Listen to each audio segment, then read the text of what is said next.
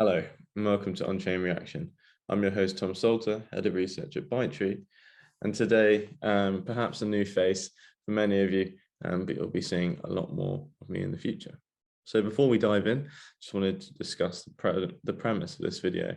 Ultimately, we were trying to use the on and off chain to decide whether or not it's the right time to enter the market, Bitcoin market, and perhaps there's other markets that offer an enticing entry point.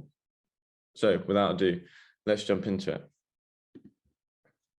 So starting off, rather colorful chart here, but we're ultimately looking at a price chart for Bitcoin ranging from December last year to present day. There's two things that I want you to really look at in this chart. Firstly, the blue and red lines. These indicate a price range for Bitcoin between $30,000 and $40,000, a range where we've sat comfortably for a couple of months, and actually a range at the start of 2021, which led up to all-time highs. At present, Bitcoin has just broken through the top of this range, the blue line, to settle above near the $43,000, $44,000 mark. And hopefully we can stay around this range, create a new base, but that's speculation at this point. However, there is a promising aspect to this. Secondly, if we take a look at the green line, which is the 30-day moving average, interestingly, this has started to trend up, and that signals momentum is with Bitcoin. Ultimately, the technicals paint a promising picture.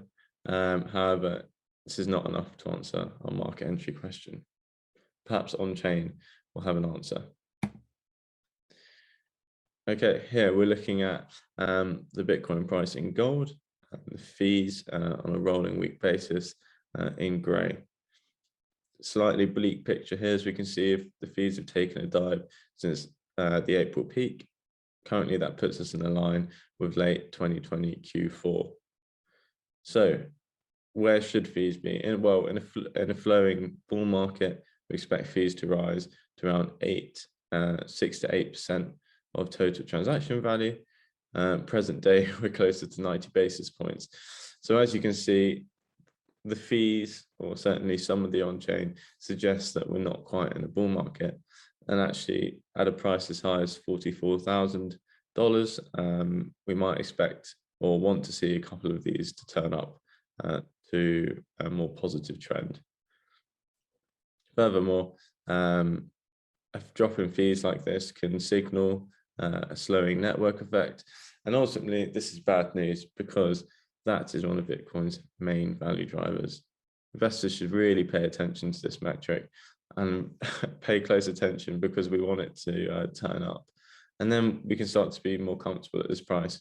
But at the moment, the signals a shaky market. Moving on to another on-chain metric. Miners inventory. This is a chart from December, October last year. We're looking through at the blue line, which is the amount of Bitcoin held by miners, and the green line, which is the Bitcoin price.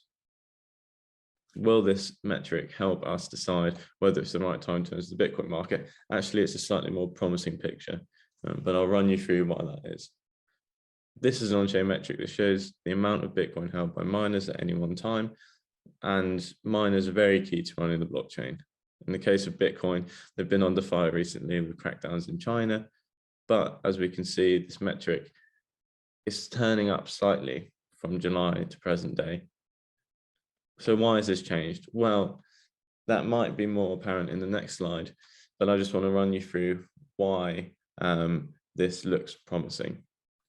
From January 2021, we've seen a decline in miner inventories, and that means that they're happy with the market bid, or that they don't want to be in the market themselves.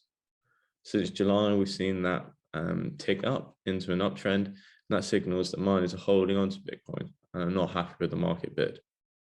So this signals a slightly harder market, and actually one that you can be a bit more comfortable with, because miners often have a large sway over the market. However, what does the off-chain metric say? Does it back up this point? Sadly, it doesn't look as promising as miner inventory. This chart, we're looking at the institutional Bitcoin fund flows, less miner sales. The gold line is the Bitcoins flowing out of funds minus the amount that Bitcoin miners are selling.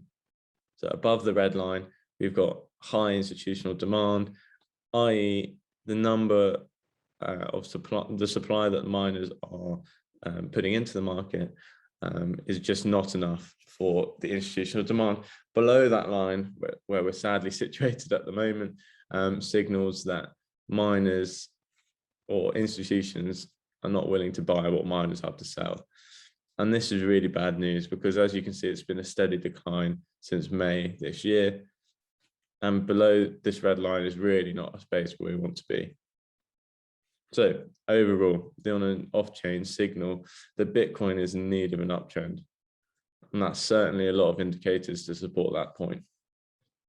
Lastly, we're looking at a quick slide into DeFi, or decentralized finance, which is really the hub for financial innovation in the crypto space.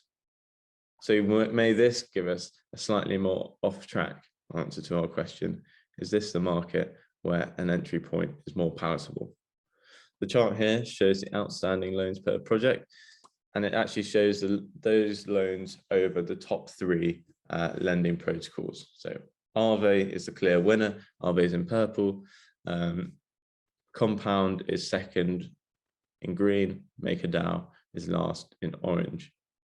As we can see, these protocols have managed to have loans which are all-time highs, and that signals that actually, as a market, they seem to be doing very well and are strong. Staggeringly, this loan per project number stands around 20 billion, and actually that is huge considering that the market around it seems to be crumbling on and off chain. Okay, thank you for tuning into On-Chain Reaction. Finally, I'm your host, Tom Salter. You can find me on Twitter at TomSalter1999. I'll be more than happy to answer any questions on there. Bye.